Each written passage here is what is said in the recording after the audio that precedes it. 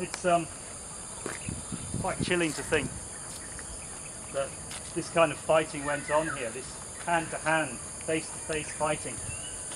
Suffolk and the British were coming across an enemy who actually went into battle carrying a sword as a formal weapon to use, and there are accounts of Bren gun carrier crews being chopped in half by a Japanese NCO who jump on side of the tankette and use his sword to chop off the head of the driver.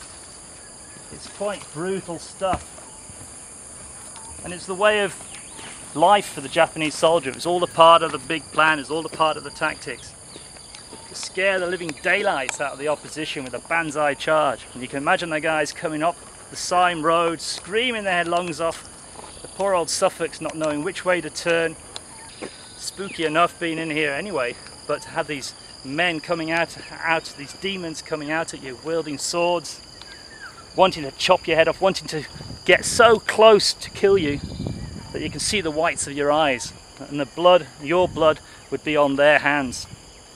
It's quite a vicious, frightening experience for these lads.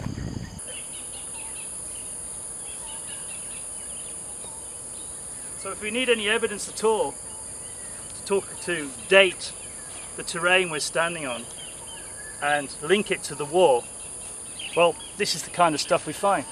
Look, this has got a date mark 1942. So this stuff was around contemporary to the fighting.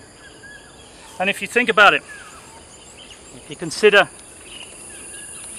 Shimada's and his tank, a Chiha, Har-Go tank, the view the tank commander would have had is about this high.